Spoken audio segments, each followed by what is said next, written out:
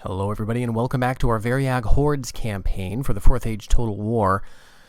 Episode 4. In the previous episode, we had a bit of back and forth regarding how we were going to handle the situation around Fennas-rim. We have the High Chieftain of Rhun outside the settlement.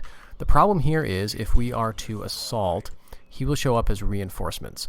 And I'd kind of prefer not to deal with that.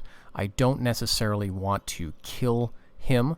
So what I'm doing is moving up another family member, and we will both attack him in tandem with the hopes of pushing him away.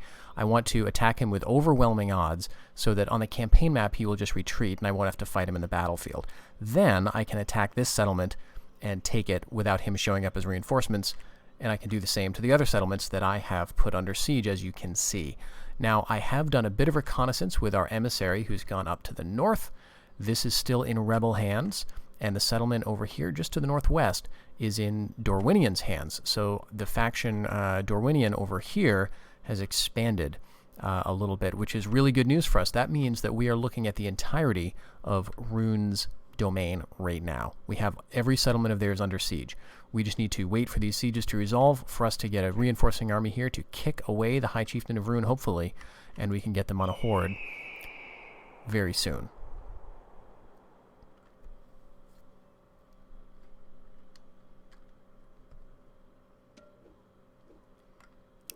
Okay, so let's get both of our family members in place. Move out, Captain. Forward, impossible. I think I prefer to attack him with Fan of the Tribe of the Silken Knot. He's retreating away to the settlement. Of course he is. Alright, so I think I can still... Oh no, he's only going to show up. Okay, he's... Okay, so we won't do that. We'll try this again. We will try to make him... retreat away from the settlement, and maybe we need to get our other another family member over here to do that. Alright, Ravanian and Harondor have formed an alliance. We have a new court member. Very nice. This may be the first birth I've seen. Let's check out our family tree. There we go, Algarda. And so I don't know how coming of age is going to work if we are a horde. Obviously she is a female character. If we were to have a male character, though, typically what happens is they come of age in the same settlement as their father, or if the father is outside of a settlement, they would come of age at the capital. And we don't have any settlements or capitals, so I don't know how that's going to work exactly. That's fine. Again, I'm waiting to resolve some of these sieges. Maybe these settlements will sally out. That's right, sending the emissary to do more scouting.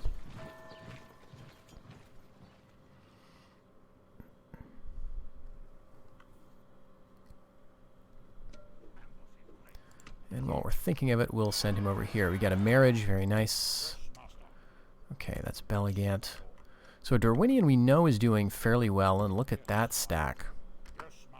This is good. I would prefer to see Dorwinian do well as opposed to, say, Dale. Now, Dale is also likely doing well. It looks like they've conquered a settlement up here, which is not unusual. If they go to war with Dorwinian, then Dorwinian is almost certain to lose.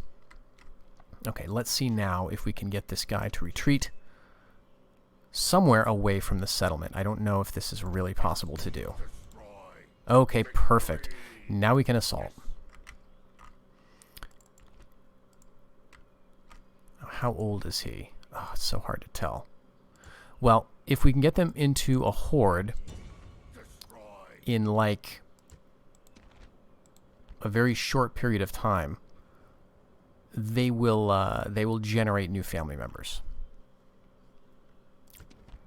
just like we did. So we're going to go ahead and just do this with a single stack.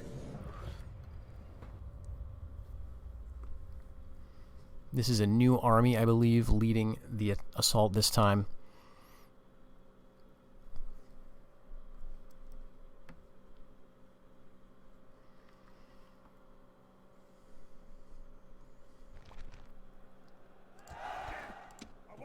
Alright, this is Wardor of the Tribe of the Golden Banner, an adoptee, I believe.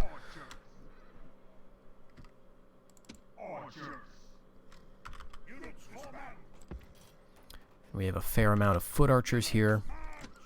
Not a lot of cavalry, which is fine. Got one unit of the Dragon Shield Riders and a couple of the Horde Horse Archers. And of course, our own general unit. And some Variags.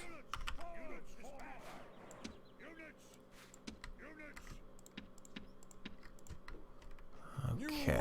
Have arrived on the field. Send them to kill the Oh enemy. no. I hope those are not AI led. I believe I ticked the do not let the AI lead the army option. Alright, they've got a couple of Chieftain's Guard. Easterling Warband is going to be no problem. We'll take them out with our axes. We'll kite them with our foot archers. What I'd like to do is hit their bodyguard, if possible.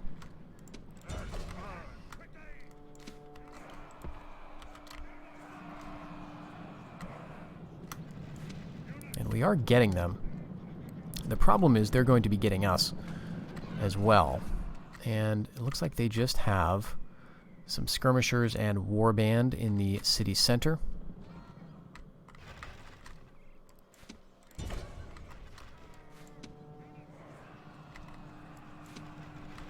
Alright, we did catch up to them.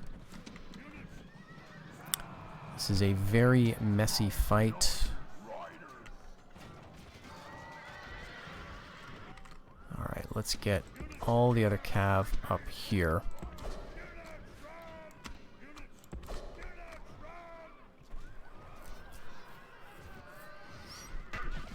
Alright, there's the family member, the general rather. I do have one more that I'd like to get.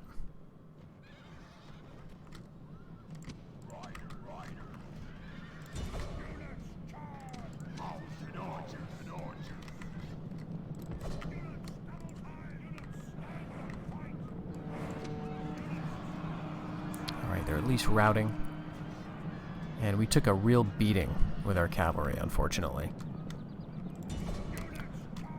So we'll just push on there, and we'll either catch them or we'll hit those skirmishers and get them out as well.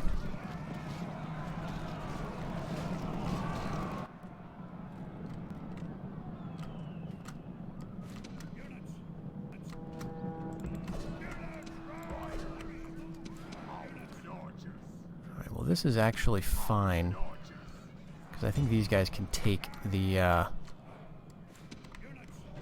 remnants of that cav. Alright, both enemy commanders are down.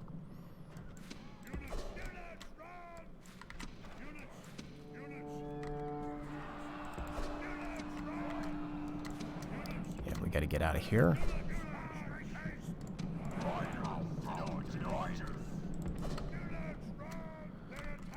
And since we're shooting at them, they're liable to come after us, which again is good.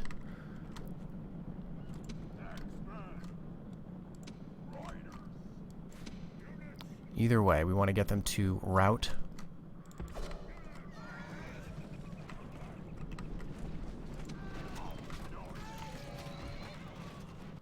Alright, that's it. Clear victory.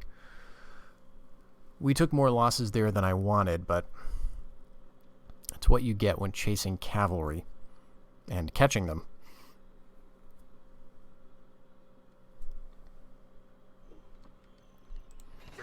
Alright, sack Fennas-rim. Alright, now how are we doing War Door in terms of supply? We are rationing. I should have checked before to see if what our status was. Alright. He got the High War Chief retinue. And so this is basically a title. This is going to give him 8 command, but it's not really going to give him 8 command. This is going to give him the ability to lead in an army in which there may be other family members with a lower command stat. So we divided in the mod the command into sort of two two versions. So there's the version that you see when you're on the campaign map here, which shows that he has 8 stars. And then there's the version that you see in the pre-battle map, as it explains in this tooltip, which is the actual command value. So this is his rank, in other words. It does not represent his skill, it represents his rank. The value that you see on the campaign pre-battle screen, rather, actually represents the family member's skill. And so that's the one that will be important. Okay. So the question is, do we want to wait, or do we want to assault these?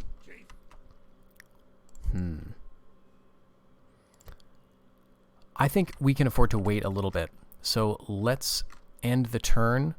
We want to keep this guy away from any other cities and make sure that no other armies of Rhun are about, but I really don't think they are. So let's see if we get a sally out.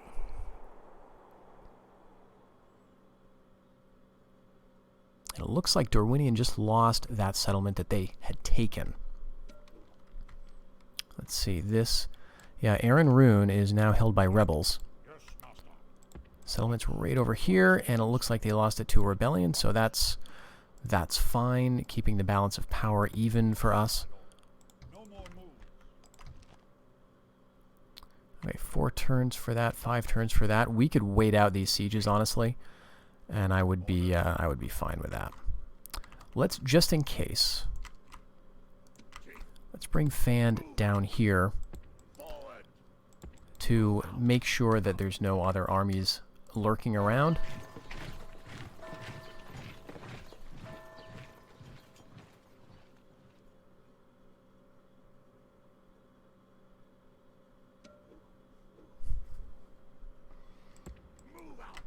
Okay, and again, this all looks very good. Curious if anyone has taken over our domain. So it looks like Far Harad has moved up into our territory a little bit, which is also very good. I'd rather see them than, say, Harad. War declared between Rovanian and Adunabar. Okay, good. I think that's good. So it looks like Rovanian was the attacker in that scenario, which means that they're likely feeling stronger than Adunabar, which again is good for us.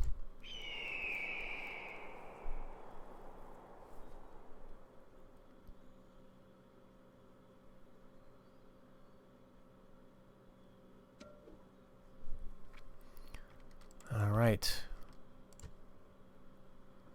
Just a couple of turns for these settlements. All right, there's the one that Dale took. Ooh. It'd be interesting to see a very strong Dorwinian. I would be totally fine with that. So I'll keep the emissary right around there to see what happens. And it looks like Barada is a bit unsure about what to do. So we'll hit the end season here and see what happens. We've got a Sally attack. Alwar of Adel, so this is Tham, and he has a couple of friends. So he is attacking Than of Alagrokban. Let's check out. This is the army where we have tightened belts. So we're suffering a -2 morale, lower movement points, decreased chance of battle casualties recovering, and -1 to commander's hit points. This is a result of us lacking supply. We're on the road. We're not able to forage potentially very well. So if we win this, and if we're able to sack the settlement, then that could be resolved, or at least we could maybe be rationing, or at least supplied, as opposed to having tightened belts. So I think we'll save the battle for the next episode, folks, but I'm very curious to see how this turns out, and I hope you'll join me for that. Until then, take care, everybody.